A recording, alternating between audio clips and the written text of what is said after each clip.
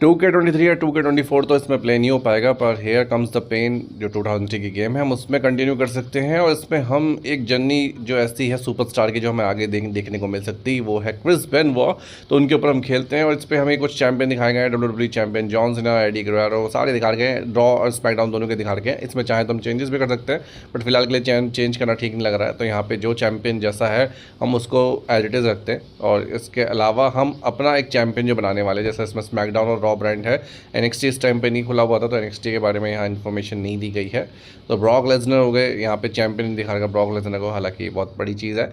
उसके बाद face side दिखा रखी है, हील साइड दिखा रखी है। फेस साइड मतलब जो अच्छे सुपरस्टार है, जो हील साइड में जो नेगेटिव है, यहाँ पे ब्रॉक लेसनर और कर्ट एंगल को हील साइड में दिखाया हुआ है। चलो देख सकते हैं। अब यहाँ पे हमें चुनना है अपना सुपरस्टार, तो यहाँ पे हमें क्रिस बेनवॉ को लेना है और उनकी जर्नी दिखानी है। तो हालांकि WWE ने पहले ही, क्योंकि 2004 में क्रिस बेनवॉ बने थे WWE चैंपियन, तो उससे पहले की स्टोरी यहाँ पे WWE ने दिखा रखी है, जो कि मैंने भी एनालाइज़ किया था। इसमें दिखाया गया कि क्रिस बेनवॉ उसमें क्रिस बेनवॉ बोल रहे हैं कि क्या मैं चैंपियन बनने लायक हूँ या नहीं हूँ। एंड हमें नेक्स्ट फेज़ में देखने को मिलता है कि क्रिस बेनवॉ चैंपियन बन जाते हैं। 2004 के आसपास क्या स्टोरी है। और ये गेम क्योंकि उससे पहले रिलीज़ हुआ है और उस टाइम पे क्रिस बेनवॉ की जो इमेज है वो काफ़ी ज़्यादा क्लियर दिखाई गई है। तो यहाँ पर हम ये चीज़ को एक्सपेक्टेशन रख सकते हैं कि WWE में क्रिस बेनवॉ को लेकर इसमें बड़ी तगड़ी हाइप देखने को मिलेगी और इसमें जो डिसीजन हमें सही देखने को मिलेंगे। तो यहाँ पे क्रिस बेनवॉ अपने आप से क्वेश्चन कर रहे हैं। एंड ये जो स्टोरी है, आप जो उनकी किताब आई थी या जो उनकी एक मूवी आई थी उसमें भी देख सकते हो। किताब में तो ज़्यादा मेंशन नहीं है, बट मूवी में उनका साफ साफ दिखाया गया है, उनकी जर्नी दिखाई गई है। तो वही सेम चीज़ के यहाँ पे सीक्वेंस और शॉट्स दिखाए गए हैं। हालांकि गेम का ग्राफिक्स थोड़ा सा लो है, बट हम इसको इमेजिन कर सकते हैं क्रिस बेनवॉ की लाइफ से एंड उनकी हिस्ट्री से। हालांकि ट्रेजेडी बहुत हार्ड हुई थी, बट उस ट्रेजेडी को ना याद करते हुए फिलहाल हम मैच की तरफ को फोकस करते हैं कि हमें क्रिस बेनवॉ की जर्नी को एज अ रियलिस्टिक जो WWE में वो करते हैं 2004 में, उसी लेवल में हम लेके चलेंगे। और उस WWE चैंपियनशिप की एक जर्नी रहेगी कि क्रिस बेनवॉ कैसे वर्ल्ड हैवीवेट चैंपियन बनते हैं। उस टाइटल शॉट को हम रेडी करवाएंगे, जो जर्नी रही थी क्रिस बेनवॉ की वर्ल्ड हैवीवेट टाइटल की एंड उनके यारों के यार एडी गुerrero की। तो यहाँ पे JR शुरुआत कर देते हैं मंडे नाइट रॉ की, क्योंकि हमें इनको रॉ ब्रांड में इंट्रोड्यूस करना है। और यहाँ पे एरिक बिशॉफ आ जाते हैं WCW के मैनेजर, और वो बताते हैं कि हे बेनवॉ, मैंने तुम्हारे बारे में काफ़ी कुछ सुना हुआ है। होप मैं यहाँ का जनरल मैनेजर हूँ, मेरा नाम है एरिक बिशॉफ, और मैं तुम्हें बहुत सारी चीज़ें यहाँ पे समझाता रहूँगा और प्रोबेबली तुम्हें सारी चीज़ें समझ में आ गई होंगी। और यहाँ पे तुम्हारा जो फैंस वगैरह है वो काफ़ी ज़्यादा बढ़ेंगे। और क्रिस बेनवॉ बेसिकली यहाँ पे पहले आपको पता था कि यहाँ पे जनरल मैनेजर विंस मैकमैन और उनकी बेटी संभाल लेते, बट अब यहाँ पर चीज़ें थोड़ी सी बदल गई हैं। एरिक बिशॉफ ने यहाँ पर संभाल लिया 2003 के आसपास में, क्योंकि एरिक बिशॉफ अब यहाँ पे देखते हैं यहाँ पे मूव सेट में क्या है। मूव्स में हमारे पास उनके जूते हैं और यहाँ पे अभी पार्किंग लॉट है, जनरल मैनेजर रूम है, तो बहुत सारी चीज़ें हैं। अभी यहाँ पे हम सिर्फ पार्किंग लॉट में देखते हैं। तो यहाँ पे ट्रिश स्ट्रेटस है जो मुझसे बात करना चाहती हैं, और उनके साथ हैं the nature boy hall of fame, जो जिनको मिला है नेचर बॉय रिक फ्लेयर। और यहाँ पे काफ़ी ज़्यादा यंग दिखाया गया है रिक फ्लेयर को। देखो बॉडी बिल्कुल ही, रियलिटी में ऐसी बॉडी तो नहीं है बंदे की, बट चलो दिखाया गया है। और ट्रिश स्ट्रेटस भी ठीक ठाक लग रही है इसमें। तो यहाँ पे इन दोनों के बीच में डिस्कशन चल रहा है, जिसमें मेरे को अपना एक ओपिनियन रखना है। अब वो ओपिनियन मैं बाद में रखता हूँ, पहले इनकी कन्वर्सेशन हो रही है इनके मैच को लेकर, ब्रा एंड प्रेंटिस मैच को लेकर, जिसमें मैं बोलता हूँ कि भैया वुमेंस की रिस्पेक्ट करनी चाहिए। और जहाँ पे नेचर बॉय अपनी बात बना रहे, तो मैं यहाँ पे त्रिश की साइड ले लेता हूँ। और जिसके बाद इसकी और मेरी एक ब्रॉल होने वाली है तगड़ी वाली, क्योंकि अगर मैं त्रिश की साइड लूँगा तो ऑब्वियसली चिढ़ने वाला है और फिर यहाँ पे एक अच्छा मैच हमें देखने को मिल सकता है। और ये बोला भाई कौन है तू, तेरा क्या मतलब है हमारे बीच में आने का। तो अब हम देखते हैं। अब इसने मुझे बक भी दिया गाली, तो अब इस गाली को नहीं बकते हुए हम यहाँ पे इसके साथ एक मैच लड़ने वाले। मैच के कुछ रूल है L2 R2 R2 L2 वाले रिवर्सल मूव्स वाले।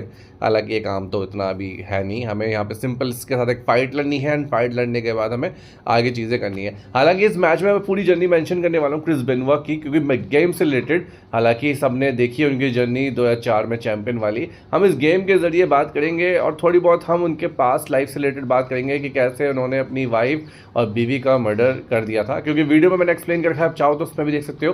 बट इस गेम में हम एक्सप्लेनेशन में के तौर पे हम बात रखना चाहेंगे कि क्या क्या ऐसी चीज़ें जो उन्होंने फेस करी थी और जो उन्होंने उस टाइम पर मेंशन करी गई थी किताब में, उनकी जो डेथ से रिलेटेड अभी जो आई थी वाइस टीवी में क्रिस बेनवा के ब्रेन को लेकर जो एग्जामिन हुआ था, तो सारी चीज़ें हम एक्सप्लेन करेंगे। हालांकि सबसे मेन पॉइंट जो हाईलाइटेड था उनकी डेथ से रिलेटेड, कि जब डेथ हुई थी तो उनकी जो स्पॉट कही गई थी, बाइबल स्पॉट कही गई थी, ये वही बाइबल थी जो नैन्सी बेनवा और उनके बेटे क्रिस्टोफर डैनियल बेनवा के पास थी। दोनों के डेथ के पास बाइबल रखी गई थी। एंड जो गूगल पे एक टिपिकल सर्च किया गया था कि इंसान को दोबारा जिंदा किया जा सकता है, जो कि क्रिस बेनवा द्वारा सर्च किया गया था, जो IP एड्रेस मैप किया गया था। तो इससे पता लगता है कि बाइबल को लेकर उनकी जो एक ऑब्सेशन था बहुत ज़्यादा बढ़ गया था। एंड ये बाइबल उनको किसी और ने नहीं, एडी ग्रोनर ने दी थी। अब एडी ग्रोनर की डेथ तो 2005 में हुई थी, बट उनके जो ऑब्सेशन था एडी ग्रोनर के साथ वो आपको सबको पता ही है। बट क्योंकि जो क्राइम सीन को डिनोट किया गया था, तो वहाँ पे बाइबल का मिलना एंड बाइबल में क्या ऐसी चीज़ें लिखी गई थी जो क्रिस बेनवा ने करी, तो ये एक चीज़ पे पॉइंट डालता है कि बंदे की जो मेंटल स्थिति है वो सही नहीं थी, क्योंकि बार बार बाइबल पे इतना फोकस करना। एंड बाइबल के उन्होंने कुछ पन्नों को मोड़ भी रखा था, जिससे साफ पता लग रहा था कि बाइबल को लेकर जो उनका ऑब्सेशन था वो बहुत ही ज़्यादा था।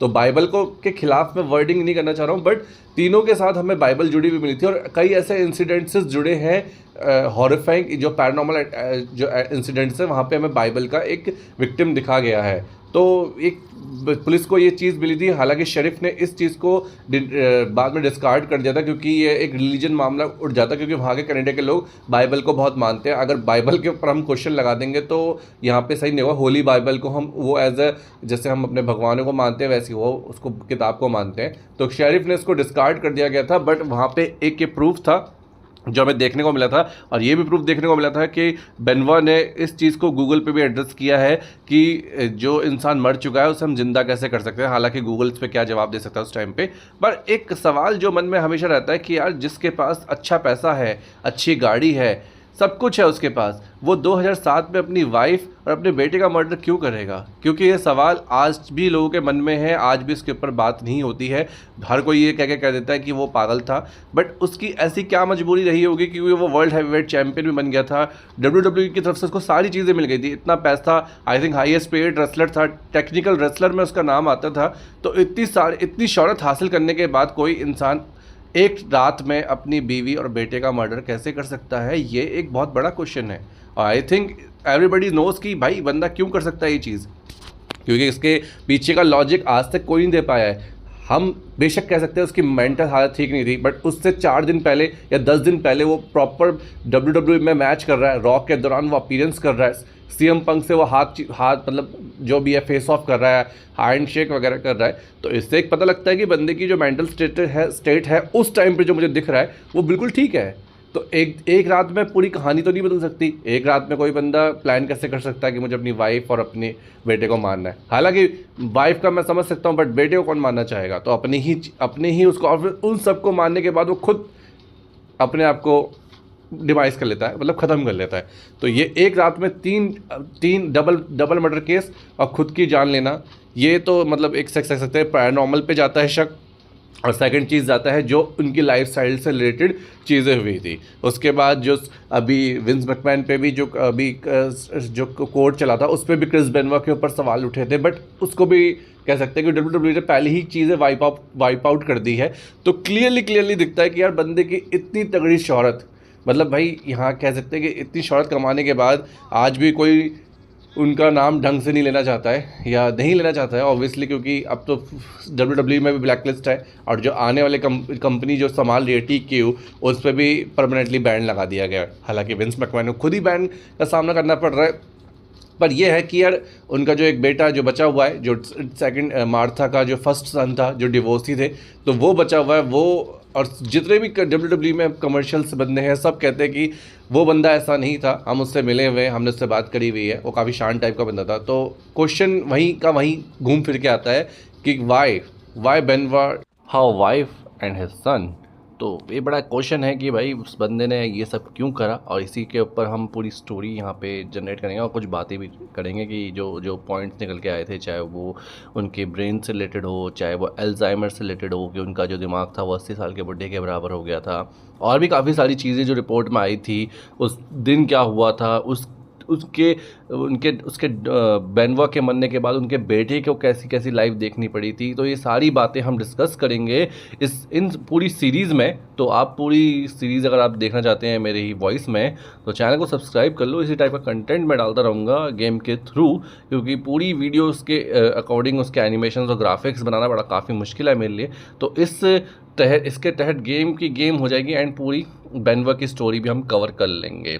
तो शुरुआत हम सही चीज़ों से रखते हैं कि क्रिस बेनवा को कैसे WWE में कैसे उनको जगह मिली थी, क्योंकि पूरी हम स्टोरी बात करेंगे। तो यहाँ पे हम एक्सप्लेन करना चाहेंगे कि भाई बेनवा का जो फिज़ीक था वो जिम से स्टार्ट हुआ था। जिम में उन्होंने एक अच्छी खासी फिज़ीक बना ली थी और फिज़ीक बनाने के बाद उन्होंने स्टार्ट करी थी उनके जो सबसे पहले मेंटर थे जो थे स्टुअर्ट हार्ट। अब स्टुअर्ट हार्ट को कोई जो नहीं जानता है वो हैं ब्रैड हार्ट के चाचा। ब्रैड हार्ट में जैसे ओवन और ये सबको आप जानते होंगे, पूरी हार्ट फैमिली को, जिसमें नतालिया भी हैं। तो उन्होंने उनको ट्रेन करी थी और जब स्टुअर्ट हार्ट से पूछा गया था, अभी स्टुअर्ट हार्ट नहीं है, RIP स्टुअर्ट हार्ट, तो उन्होंने कहा था कि मेरे लिए भी विश्वास करना काफ़ी मुश्किल है कि वो ऐसा कुछ कर सकता है। मेरे हिसाब से तो एक छोटा बच्चा, शांत बच्चा टाइप का था।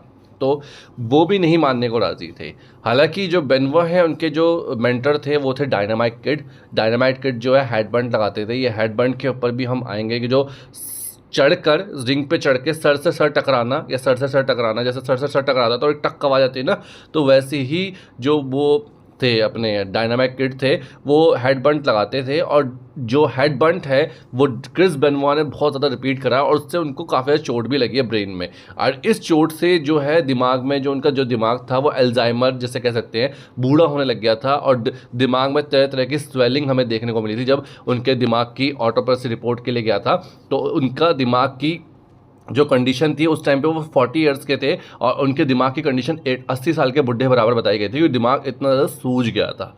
तो डायनामाइट किड के वो काफ़ी ज़्यादा हार्ड फैन थे और उन्होंने एक बार वो जब रिंग में गए थे अपने फादर के पास, जो उनके फादर उनको रेसलिंग दिखाने लगे थे, तो वो बोल रहे थे कि हाय मेरा नाम है क्रिस बेनवा और मैं भी आपकी तरह WWE बनना चाहता हूँ। तो डायनामाइट किड कहते हैं जब वो मुझे याद आता है कि क्रिस बेनवा जब मेरे से मिला था तो जब वो मेरे को ये वाली बात बोलता है कि मैं अभी आपकी तरह रेसलर बनना चाहता हूँ, तब मैं हंस दिया था। बट बाद में जब वो वर्ल्ड हैवीवेट चैंपियन बनता है तब मुझे एहसास होता है कि हाँ ये बच्चा मेरे पास आया था और इसने ये वाली बात मुझसे कही थी। तो डायनामाइट किड उसके बाद WWE में तो एकदम से उनको जगह नहीं मिलने वाली थी।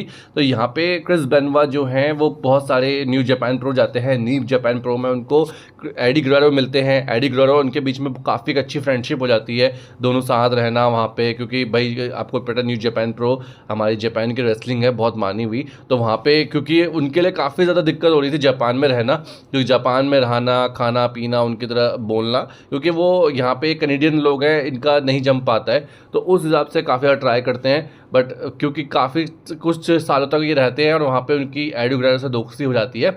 और यहाँ पे WCW आती है, WWE की रिवाइवल कंपनी, और क्रिस बेनवा और एडी गुएरो को देख के दोनों ही इंप्रेस हो जाते हैं WCW एंड वो उनको ज्वाइन करवा लेते हैं WCW में। WCW में उनकी मुलाकात होती है क्योंकि बेनवा ऑलरेडी शादीशुदा थे, उनका एक पहले ही बच्चा था। बट यहाँ पे उनकी इस टाइम पे मुलाकात होती है नैन्सी से, एंड नैन्सी के बारे में अब हम एक्सप्लेन करेंगे क्योंकि नैन्सी भी अब नहीं रही है और नैन्सी भी एक अच्छी रेसलर रह चुकी है 90 के दशक की, और उन्हीं का बेटा था क्रिस्टोफर डैनियल बेनवा और वो भी नहीं है इस दुनिया में। तो नैन्सी बेनवा की अभी थोड़ी सी ब्रीफ एक्सप्लेनेशन कर देते हैं। नैन्सी बेनवा भी रिलेशनशिप में होती हैं, मतलब वो भी शादीशुदा होती हैं और वहीं के मैनेजर से, WCW के मैनेजर से वो शादीशुदा होती है। बट क्योंकि जब क्रिस बेनवा की वो मैनेजर बन जाती हैं, दोनों के बीच में इतनी ज़्यादा क्लोजनेस और नज़दीकियाँ बन जाती हैं कि बाद में दोनों शादी कर लेते हैं एंड उनका एक बेबी होता है डैनियल बेनवा, जिसके बारे में मैंने एक्सप्लेन किया था। तो अभी फ़िलहाल के लिए क्योंकि वीडियो लंबा हो रहा है तो मैं वीडियो को यहीं पे स्टॉप करता हूँ। आगे की जर्नी हम नेक्स्ट वीडियो में एक्सप्लेन करेंगे और गेम को भी साथ साथ एंजॉय करेंगे।